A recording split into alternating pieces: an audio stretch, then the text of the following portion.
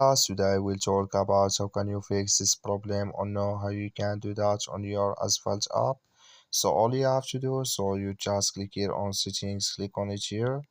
When you just click on settings, it's going to show for you a list like this here. Then you go down, just keep going down, click here on apps. You come to apps list here, and here you're looking for Asphalt app, or just click on search.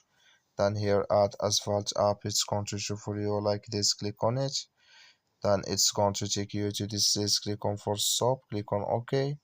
Then you go down, just click on storage, come to storage this here, just click on clear cache. Then all you have to do, so you just go to your Play Store, click here on Play Store here. So then here you search for Asphalt app, it's going to show for you like this. You will find here update, click on it, and it's going to work with you.